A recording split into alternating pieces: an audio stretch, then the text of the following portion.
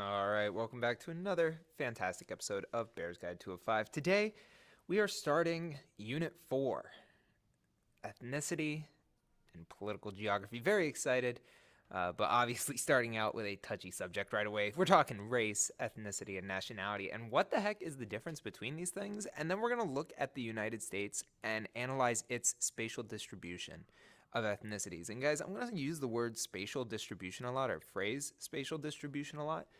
All we're talking about is a pattern in a space. That's it. So let's get into it. So, right away, there are three ways to describe people, at least when we do it demographically. We could say race right away and talk about pure physical differences, black, white, so on and so forth, what we see on the census. And then we have ethnicity, and this is where it gets a little tricky. Ethnicity is your cultural allegiance to a group, it's where your family is from before the United States, if they have that. It's reflected in all the things we just talked about in the previous unit. Your culture, it's based on religion, it's based on customs, it's based on language, it's based on any identifier of culture. And an example for that would be like Hispanic or Latino, Latina, something, along those lines. Whereas nationality is your legal allegiance to a state. This is where you're a citizen. You don't have, cultural ties to it. You have legal ties to it. So it's based on citizenship or what country you live in. So we would say, if everybody in the United States is a citizen of the United States, they're, United States citizens or Americans.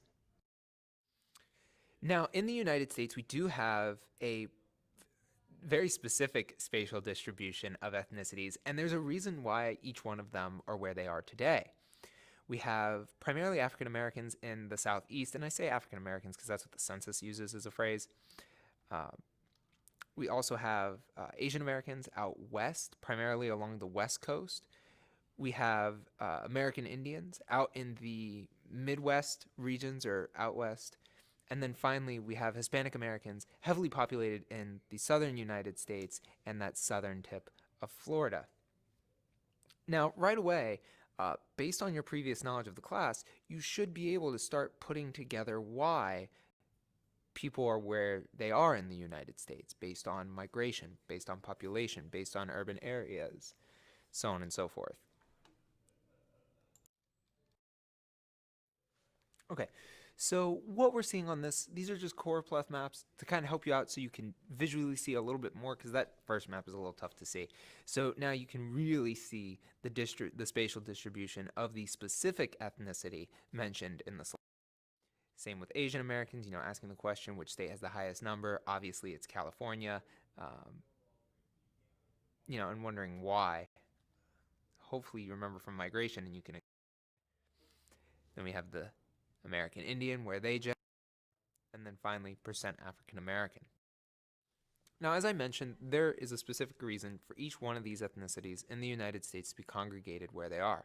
Asians are clearly on the West Coast because we know that the laws of migration say you're going to go to the closest place available and you're going to go to an urban area and a place where you can make money. So the West Coast of the United States and Californian cities are a pretty good place to make money.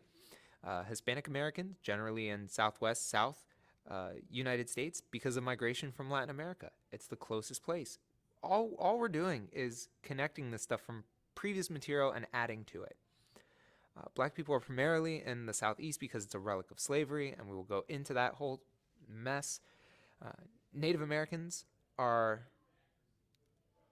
it's Southwest, Midwest area because of reservations, because they were pushed out west. And we talked a little bit about them with the assimilation and the boarding schools and so on and so forth.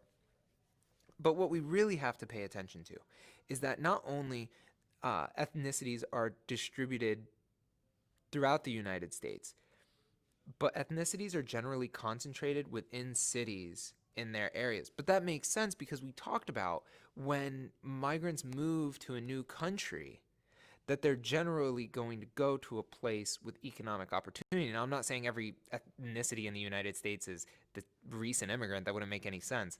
But historically, if we look back, when migrants come into the United States and they have kids and they stay there, people don't move. And that's why you have these cultures, especially some very unique cultures in U.S. cities today, is because of the migration of the past. Now we have to go into the history of black people in the United States to talk about the spatial distribution of them in the US. Otherwise, it really wouldn't make sense. So there are three main things you have to know on how it got to this point. Obviously, the biggest one, the Atlantic slave trade. But the other two, the Great Migration and the expansions of the ghetto, isn't something that we really talk a whole lot about, and we have to spend some time on it. So, first off, you obviously know about the Atlantic slave trade and the horrors of chattel slavery and the terribleness that exists with it. I don't think I have to go in detail about, you know, the atrocities associated with it. Obviously, seeing on this map, it's kind of interesting to talk to people because most kids don't know that, or most people don't know that the Atlantic slave trade wasn't just to the United States, but it very much was to Latin America too, and they had their impact. And we can talk about the differences in impact uh, for the U.S. and South America in class. But what was really interesting is that so after slavery ends in the United States, and now you have all these freedmen and women, they have to, live.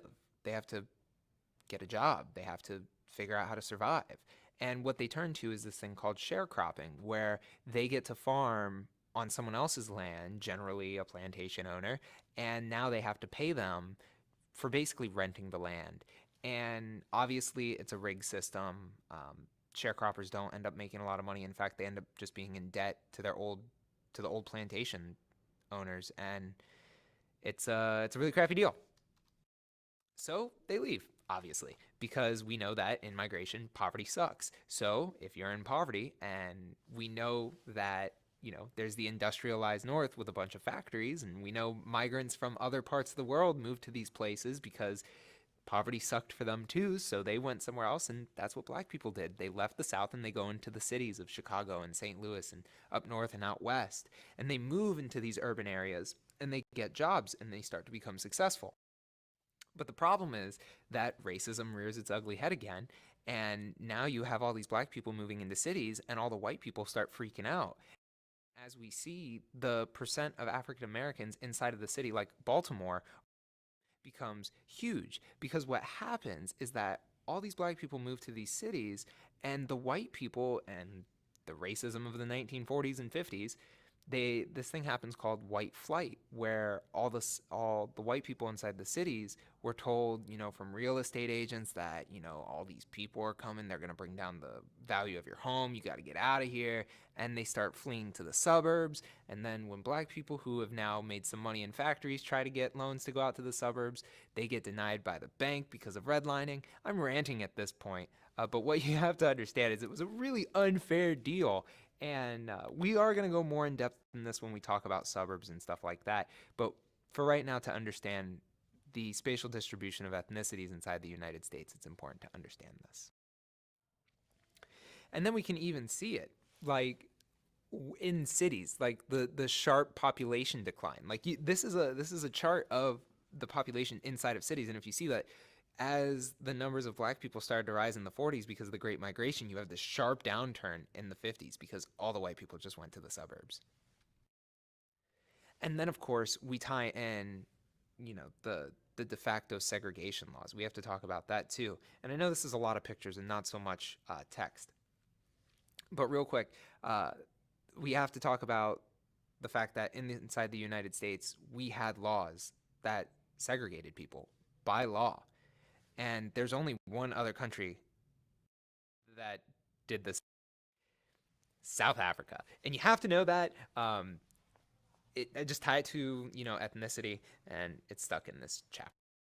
But they did the same thing as us. The white colonists went to a country and segregated the people. It was called apartheid. You have to know it. All right, now back to the whole city thing.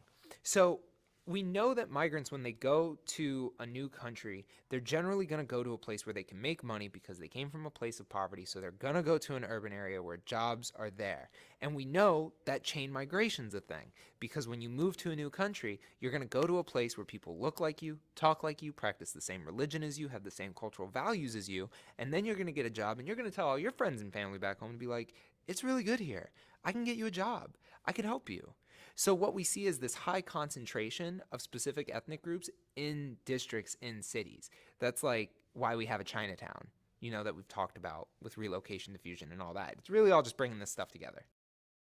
And we see it like there are places in cities where it is a specific ethnicity.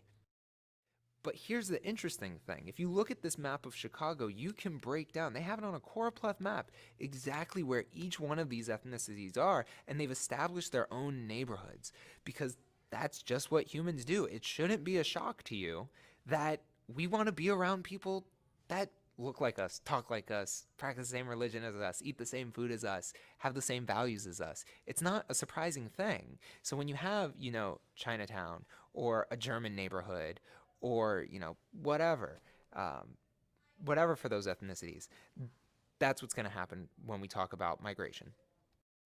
All right, so what do you need to know today? And I apologize for the ranting and the all over the place of this lesson. It's a little different, but you got to understand the difference between race, ethnicity, and nationality. You also have to understand the spatial distribution of ethnicities in the United States and how they got there. Most of them are just a product of migration and the laws of migration. So it's really important that you understand the migration concepts that we've talked about in previous chapters. And then finally, how do ethnicities group themselves in urban areas? And once again, this is really heavily leaning on that migration chapter that we've talked about. Well, that's it for another episode of Bear's Guide 205. As always, make sure to hit that like button and make sure you're subscribed and hit that bell icon so you're up to date when new videos come out. As always, I'll see you next time.